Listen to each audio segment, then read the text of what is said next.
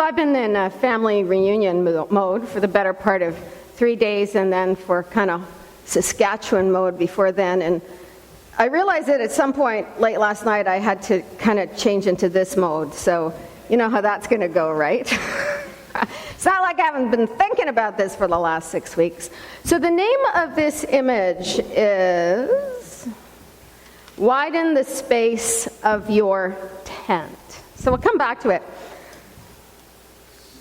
So I thought to myself, you know, family reunion, tribe, thinking about identity again. I'm going to just put this image up on the screen, this quote that I preached on about 6 weeks ago, and it's been really interesting, the people who have pulled me aside since then and said, you know that sermon you preached back then? Anyway, maybe you'll remember it. Gabor Mate. People have two needs, attachment and authenticity. When authenticity threatens attachment, attachment trumps authenticity. I didn't realize the word Trump was in there. Wow, that's for another sermon. Okay. So, okay, we've got that quote up on the screen, all right? So Gabor Mate, so we did this about 4 or 5 weeks ago, where all you got to do is think about your family, and you think about what the things that you do and compromise around in order to stay belonging, and then at what point your heart and soul draw the line and just go, I have to be me as well. So I'm going to introduce you to another really big thinker. Her name is Estelle Ferrar, and she kind of came onto the global scene with a massive TED Talk, and her TED Talk actually had to do with what keeps the fires burning in relationships, but I don't need to talk about that today. But it's kind of all connected. But I listened to an interview with her the other day with Krista Tippett on Being Studios. You've all got a subscription to that, don't you? And Krista Tippett at the end of the interview said, so what is it in your particular field of research and thinking that you think is making a really unique contribution to this whole study of what it means to be human and healthy? And her response was something like this. She said, we are constantly having to negotiate, both in our intimate relationships, our family relationships, our work relationships, our neighbor, our church relationships, between our need to be a me and then our need to be a we, right? So we understand that, right? When it is that we need to, because recognizing that we are really only our most healthy when we live out of our own unique identity. On the other hand, we understand that we can only become who we truly are in community. So we're constantly living with that paradox, right? All you have to do is look at a marriage on any given day to know that that is the struggle, or a church, or a school. So, let's look at the context in which Jesus was teaching. Jesus was teaching in a context where, and let's just go back here. He was teaching in a context where the tribal was survival. I just made those things match, I think. No, not match, they rhyme. Right. The tribe was survival, all right? And it's very interesting because we are hearing echoes of that kind of language coming from different corners of the world, some leaders in particular. And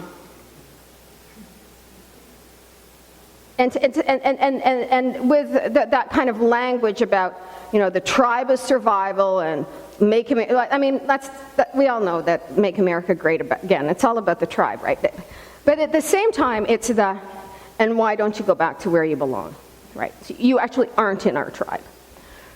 So that was in many ways the context in which Jesus was teaching. And it was understandable because people, for very economic life survival reasons, needed to be connected to one another. So tribe was essential, and tribe was at the heart of the central social construct. It was really interesting in thinking about that, particularly yesterday when some of us from the Donovan family were gathered, and we had up on the screen here our family tree, right? And I thought, oh yeah, so if I was supposed to go back to where I belong, so where would I go? Well, I could go to County Wexford in Ireland, or I could go to the Isle of Islay off the west coast of Scotland, and I forget the place in Germany, I could go back there as well. And so this question about who you are, who you belong to, and where you belong is constantly dealt with within the Judeo-Christian tradition. So our ancestors in the faith were either, on the one hand, practicing ethnic cleansing themselves, like we need to now get rid of all of those foreign wives, or they were widening the tent. All right? So, where am I next? So, for example, one of the verses that's coming out of our tradition, kind of in response to go back where you belong, was that invitation within the Deuteronomic tradition that suggested you need to welcome the stranger who is in your midst because you were once a stranger in this land. So you can see that same tension between the me, the us, and the them that exists throughout the biblical testimony. So as I was thinking about the family reunion sermon, you have to understand, for those of you who don't know, I'm a preacher's kid, so every time there was a Donovan reunion that we held at our place, it also was associated with church. I don't know any other family reunion who makes that happen. But there's always a family reunion sermon in my tribe, which is, yeah. So I was thinking about this year's family reunion sermon. I couldn't help but remember that Jesus trashed the tribe. He was not a big fan of family. So let's listen to these particular words. Then his mother and his brothers came, and standing outside, they sent to him and called him. And a crowd was sitting around him, and they said to him, "Your mother and your brothers and sisters are outside asking for you." And he replied, "Who are my mother and my brothers?" And looking at those who sat around them, he said, "Here are my mother and my brothers. Whoever does the will of God is my brother and my sister and my mother." So you can put that in your, family values sermon and see where it goes.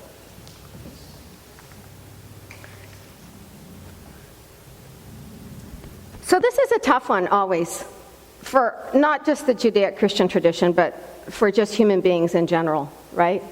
That ancient question about who's in, who's out, who do we belong to, who belongs to us, where do we draw the line?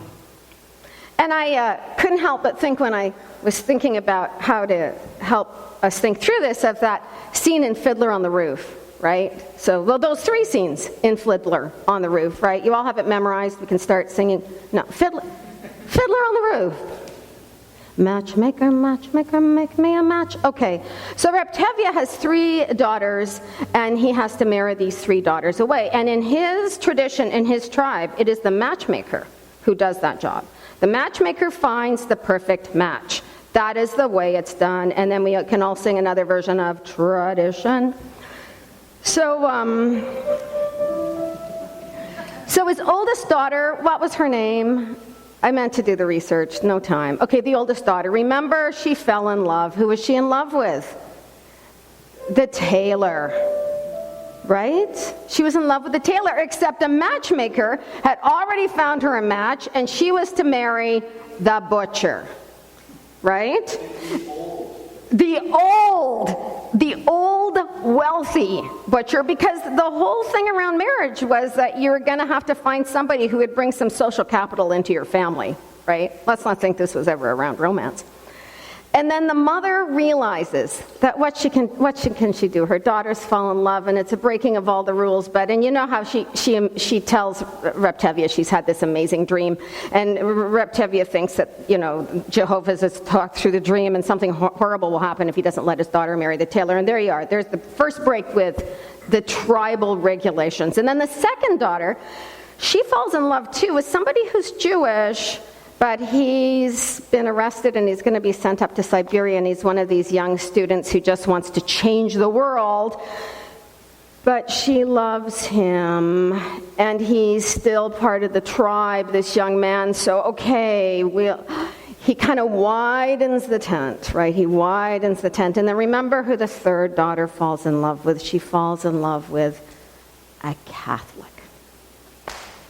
And at that point, you have high hopes for Reb Tevye, because he really is widening his tent to include those who are not part of the us tribe. And he can't do it. And so he disowns his daughter. She heads out. But if you remember the last scene when they're being driven out of their small Russian community, the mother yells out that while they're all heading over to America, the address of the uncle in the United States. We are constantly, I think, even now, this is not just a Jewish problem or a Christian problem. It's like all of us are now having to wrestle with who belongs to us. So I think that we would probably argue that it's important that more and more we facilitate those experiences where the lines between us are dissolved. We know that we know that, right? Which is why when we see voices both in our own community or in the country or in the world that are trying to bring down all the lines again and reinforce the us and them, we get very nervous. And there we are. That's okay. So why did Jesus trash tribes? Because tribes created us's and them's, right? And Jesus says that's not going to get us anywhere soon. And look where it does get us when we create us's and them's. So I would argue that one of the purposes of the experience that we traditional call the worship is not necessarily to honor God, who traditionally we would have said was out there on a throne, but I think the purpose of worship, the purpose of why we gather on Sunday mornings, is to create a space where the lines and the ways that we separate ourselves from one another dissolve, if only for an hour. If only for an hour, we return to our best selves and our most unique identities, which is an understanding of the cosmos, of the creation of the creative one as one. So for the mystics, this was the result of spiritual practice.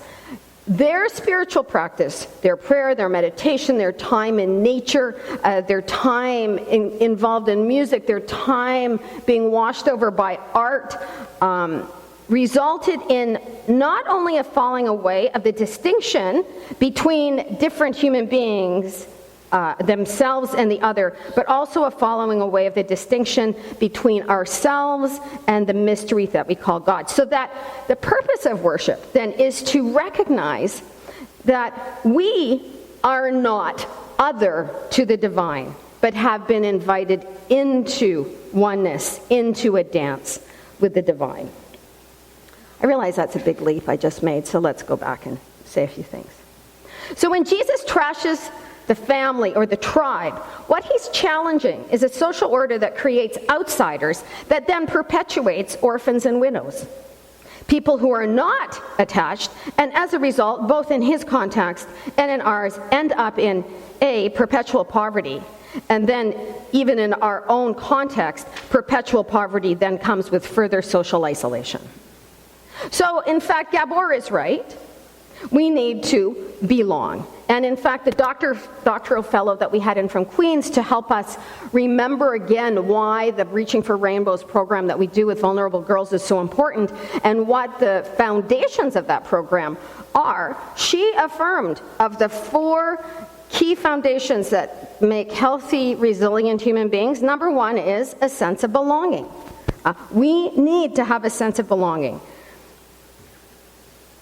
But Jesus is challenging us to look a little deeper at how our need for belonging affects A, our relationship with those who aren't in our tribe, and B, skews our ability to live out of our more fundamental identity, which is living in this larger energy of divinity. So we have a good sense of what the implications of A are, right? We know what the implications of tribalism are. both good and not so good. But let's focus on the second thing that I think that we need, and that is authenticity. So, when I preached a version of this sermon last month, I suggested that, we all spend a lifetime, actually, don't we, wrestling with our authenticity, wrestling with who we are, what we really want, and what we really need. And some people never quite get there. But Jesus suggests is that our deepest identity has nothing to do with our last name. I was going to say, this is where I could tell you all who the Donovans are that we spent the weekend. Why don't I do a little segue? Like, how poor were you? That belongs at a Donovan family reunion. And then the other line I was thinking as I saw Luke, those of you who don't know, this is my son Luke, started his grade 7 speech with, what you need to know about me is that in order to eat in our family, you need to play a musical instrument. So, quite frankly, the Walter Donovan tribe, also that happened to be the mantra. If you wanted to eat, you needed to play a musical instrument. So it's lots of fun thinking about all the things that make us unique as tribes, right? Lots of fun, and yet we have lots of fun enjoying and celebrating that when we get together at family reunions. But what Jesus is suggesting is that our deepest identity has nothing to do with our name. It has nothing to do with our people, our ancestry, our paycheck, our job, the clothes that we wear, the kind of house that we live in. You can fill in all of those blanks. Our deepest identity is informed, and he says it one way, I'll say it another, by our divinity, by our oneness with the creative spirit at the heart of the universe. And that's a really good thing, because everything else that we define ourselves by can disappear tomorrow. And in some of us, as we age, has already disappeared. Our family could dissolve tomorrow. Our job or our ability to do it could end tomorrow. Our health, our property, it's all fleeting. Even this circle of friends at St. Andrews. And furthermore, he suggests that when we live out of our deepest identity, then all the lines that we draw to separate ourselves from other, or to create our tribe, so that we'll have that sense of belonging and safety, well, they disappear as well. At which point, we realize that what Jesus is offering is both authenticity and belonging.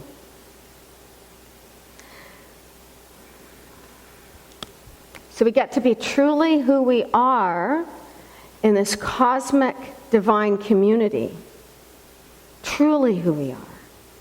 And we get to belong at the same time. Wow. So let me just share an experience and then we'll wind it up. But I have to share this with you. And it is kind of coming out of the whole conversation that was raised in this community around belonging and LGBTQ identity. So this is what has evolved as our new logo. Ain't it fun? I was walking by a cafe in the county this week, and I just happened to see 3 people from the LGBT community who just drives me crazy that I even have to identify them as such. And I thought, I know all of these people. I went, I got to take my phone in and share with them our new logo and how fun it is. So I went in and I said, and I talked to them, blah, blah. There are other things we needed to talk about. And keep in mind that this is the image that's central to the different versions of our logo. And I had one of the men around that circle said to me, who grew up gay, Salvation Army in Newfoundland, by the way. And he said to me, and he's about my age, and he said, Lynn, are you sure your people are okay with this? Are you okay with this? Like, seriously, this is what I get on the streets. Are you sure that we belong? Because you guys are a church, and as the history of the church has just been so abominable when it comes to tribalism. So there's this, are you sure? I live with that every week. Because historically, the church has identified itself by who did not belong.